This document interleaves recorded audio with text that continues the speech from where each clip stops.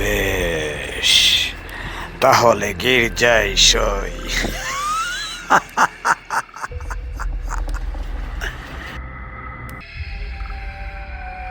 ধর্মগ্রন্থের বিপরীতে পাল্টা ধর্মগ্রন্থ, প্রার্থনা পুস্তকের বিপরীতে পাল্টা প্রার্থনা পুস্তক।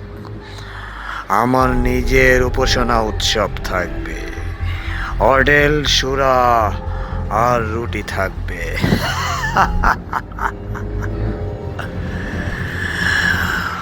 ধর্ম উপদেশ, অনুশাসন, প্রার্থনা এবং অন্যান্য ধর্মীয় জাঁকজমক সবই থাকবে।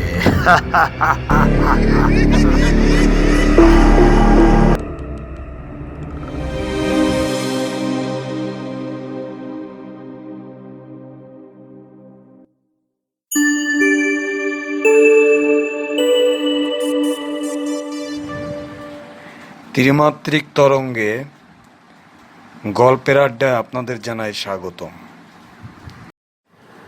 আমাদের আজকের গল্প ইবলিসের গির্জা। গল্পটি লিখেছেন মারিয়া মাচাদো দা অ্যাসিস। উনি ছিলেন একজন ব্রাজিলের বিখ্যাত ঔপন্যাসিক, কবি, নাট্যকার ও ছোট গল্পকার। বৈশ্বিক সাহিত্য অঙ্গনে তাকে ব্রাজিলীয় সাহিত্যে সর্বকালের সেরা লেখক হিসেবে বিবেচনা করা হয়ে থাকে। তো চলুন শুরু করা যাক।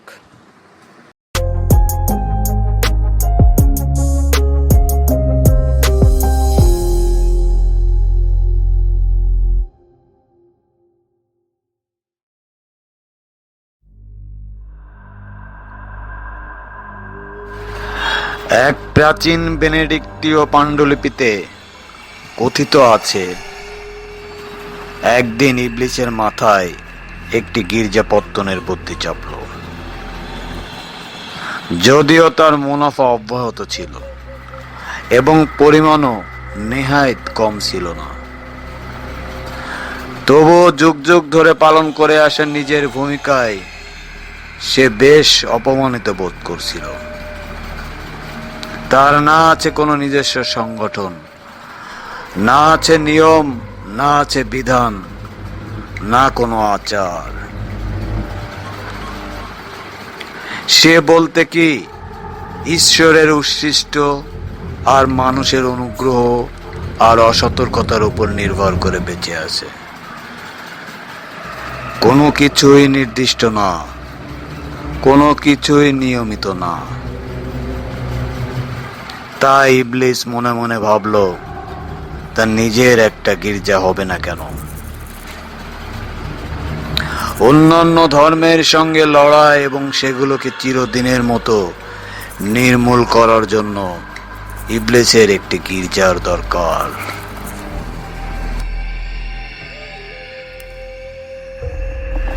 বেশ, তাহলে গির্জায় সই।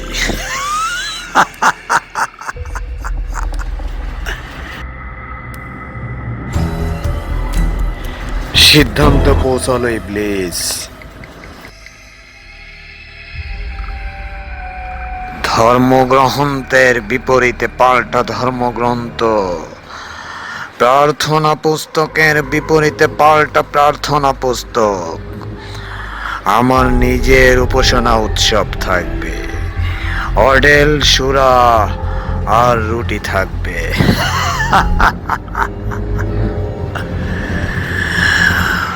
ধর্ম উপদেশ, অনুশাসন, প্রার্থনা এবং অন্যান্য ধর্মীয় জাঁকজমক সবই থাকবে।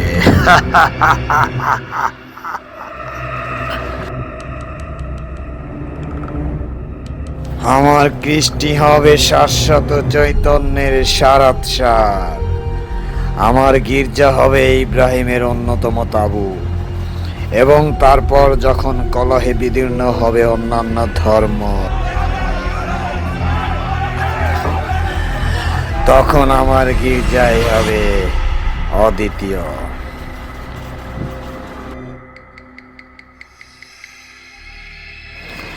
মুহাম্মদ কিংবা লুথার, কেউই আমাকে অতিক্রম করতে পারবে না। বিশ্বাসের পথ তো বহু, কিন্তু সব কিছুকে অস্বীকারের পথ তো একটাই।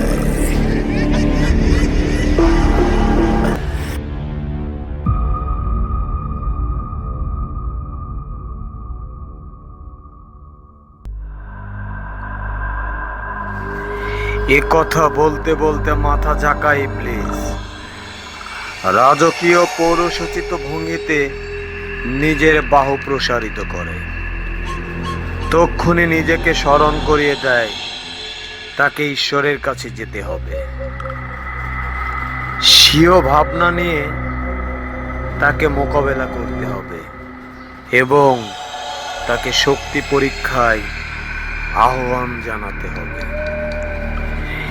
ইবলিস এবার চোখ তুলল, বিদ্বেষে রক্তিম, প্রতিহিংসায় কঠোর। নিজেকে বলল সে, তো যাওয়া যাক, এটাই সময়। পরক্ষণে পাতালের প্রতিটি কন্দর আন্দোলিত করে সজোরে ডানা ঝাপটে চকিতে ছায়া থেকে অনন্ত নীলিমায় সে উড়ল।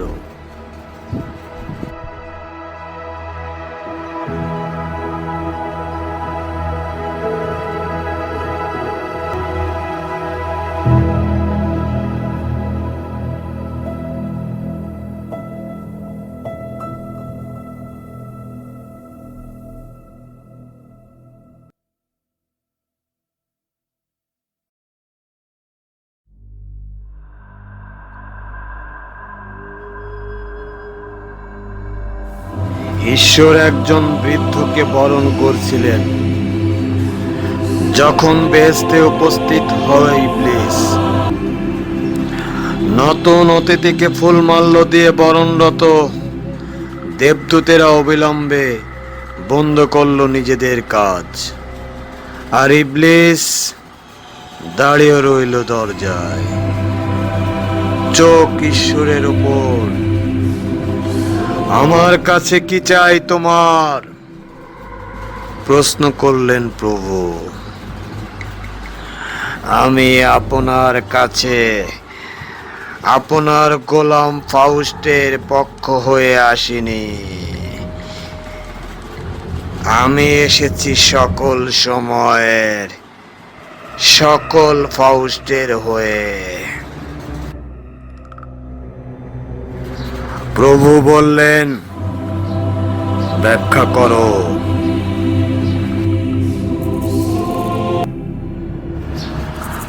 প্রভু, এর ব্যাখ্যা সহজ, তবে তার আগে আপনার উদ্দেশ্যে আমাকে একটা কথা বলতে দিন। আপন করে নিন এই সদাশিব বৃদ্ধ ভদ্রলোককে, তাকে স্বর্গের শ্রেষ্ঠ স্থানটি বরাদ্দ করো, তাকে সর্বানুপম সুরে বাঁধা বীণা আর সুরমলমের ঐক্যতানে বরণ করে নেওয়ার আদেশ দিন।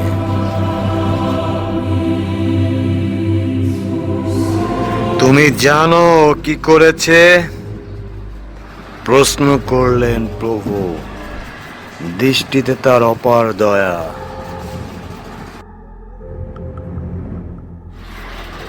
না প্রভু, আমি জানি না, তবে উনি সম্ভবত শেষ ব্যক্তিদের একজন হতে যাচ্ছেন যারা আপনার কাছে আসবেন।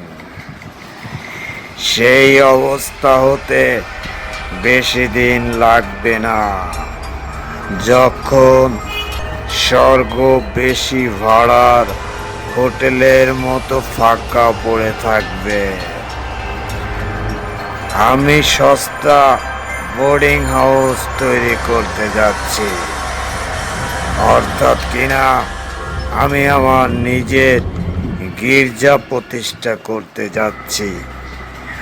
আমি আমার বিশৃঙ্খলা এবং আমার অপরিকল্পিত ও অস্থানিক রাজত্বে ক্লান্ত। এখন আমার চূড়ান্ত ও পূর্ণাঙ্গ বিজয় লাভ করার সময় হয়েছে।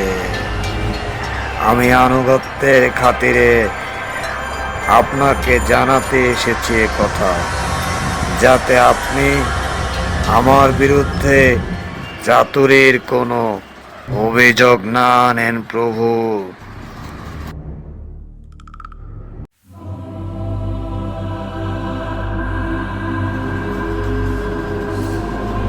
প্রভু বললেন, তুমি আমাকে জানাতে এসেছো, অনুমোদন নেওয়ার জন্য আসলে। ইবলিস জবাব দিল, জি প্রভু, আপনি ঠিকই ধরেছেন। তবে মনিবের প্রশংসা শুনলে আত্মগরিমায় দীপ্ত হয়। অবশ্যই এটাও ঠিক, এই ক্ষেত্রে এটি হবে পরাজিত মনিবের প্রশংসা। আর প্রভু, আমি পৃথিবীতে নেমে গিয়ে আমার ভিত্তি স্থাপন করতে যাচ্ছি। আপনি কি চান আমি ফিরে এসে আপনাকে অবহিত করি সবকিছু কিভাবে ঘটলো?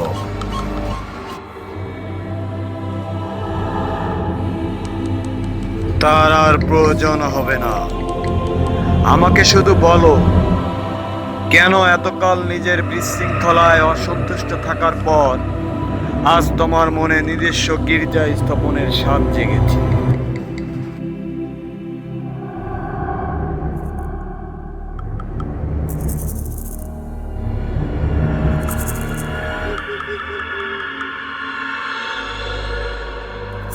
একটি নিষ্ঠুর উৎক্রোশ ছিল ওর অন্তরে, স্মৃতির থলেতে জমানো একটা বিষাক্ত মন্তব্য, এমন একটা কিছু যা তাকে বিশ্বাস করালো যে সে মহাকালের ওই ক্ষণিক মুহূর্তে ঈশ্বরের চেয়ে শক্তিমান।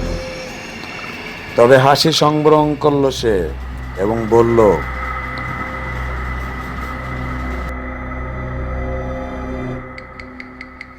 মাত্র এক্ষুনি পর্যবেক্ষণ শেষ করেছি আমি, যা শুরু করেছিলাম কয়েক শতক আগে।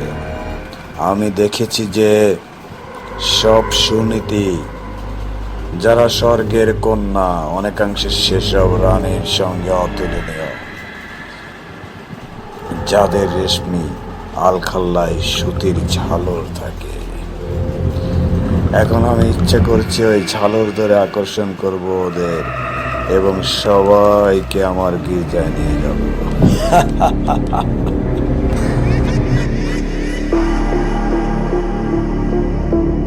ওদের পেছনে আসবে বিশুদ্ধ সিল্কের ঝালর।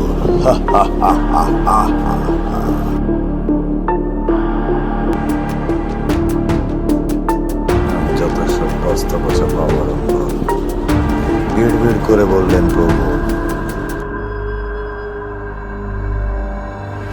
কিন্তু দেখুন প্রভু, এরকম অনেক তনু যারা মর্তের মন্দিরগুলোয় আপনার পায়ের কাছে নতজানু হয়, তারা বৈঠকখানার রাস্তা থেকে ঘাগরা ফুলিয়ে আসে।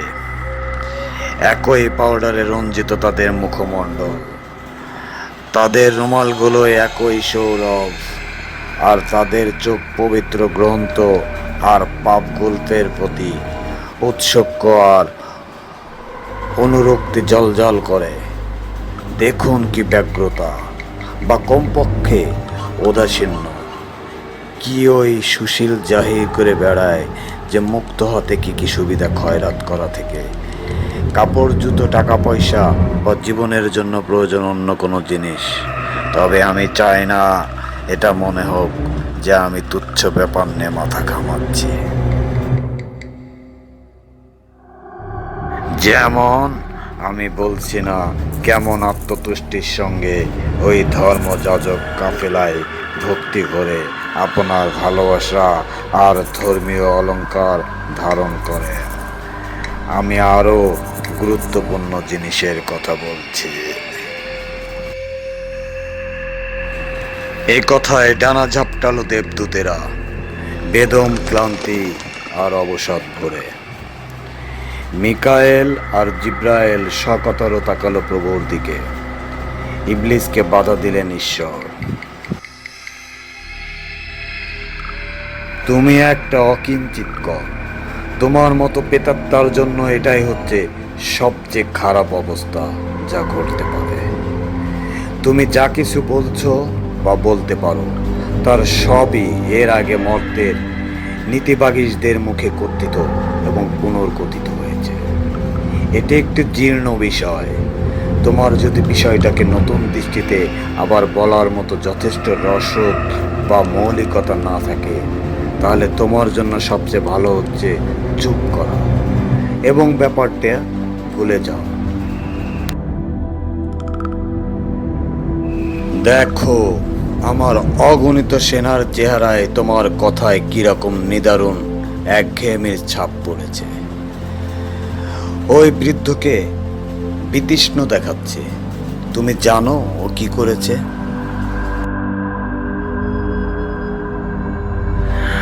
আমি আগেই বলেছি, আমি জানি না প্রভু।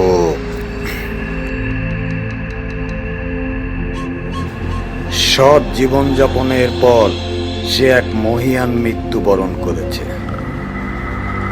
জাহাজ ডুবিতে পড়ে একটা ভাঙা তক্তা ধরে নিজেকে বাঁচাতে যাচ্ছিল সে, কিন্তু দেখলো দুই নবদম্পতি যারা তারুণ্যে প্রস্ফুটিত, তারা মৃত্যুর সঙ্গে পাঞ্জা লড়ছে। জীবনদায়ী তক্তাটা ওদেরকে দান করে সে অনন্ত মাঝে ঝাঁপ দিয়েছে।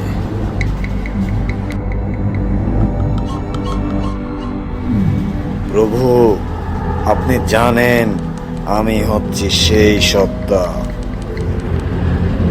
যে অস্বীকার করে।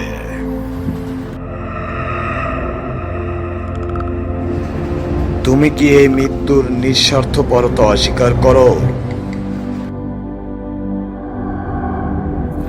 আমি সবকিছুই অস্বীকার করি। পুরোহিতের ছদ্মবেশে নরবিদ্বেষ হাজির হতে পারে, কারণ একজন নরবিদ্বেষীর জন্য অন্যদের জীবনদান তাদেরকে ঘৃণা করার সমান। দিবাস বাগাড়ম্বর চেঁচিয়ে উঠলেন প্রভু, যাও যাও, তোমার গির্জা স্থাপন করো গিয়ে। সব সুনীতিকে ডাকো, সব ঝালর জড়ো করো, সব মানুষকে আহ্বান করো, কিন্তু ভাগো এখান থেকে, এক্ষুনি ভাগো।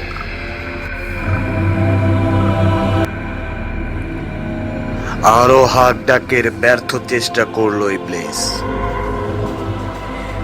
ঈশ্বর মুখ করে দিয়েছেন ওকে। ঈশ্বরের ইশারায় দেবদূতেরা তাদের প্রার্থনা গীতের ঐক্যদানে স্বর্গ ভরিয়ে তুলল।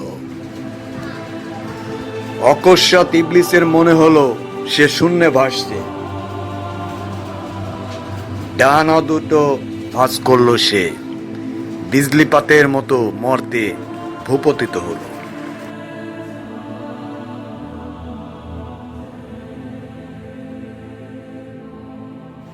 আজ এ পর্যন্তই থাকলো।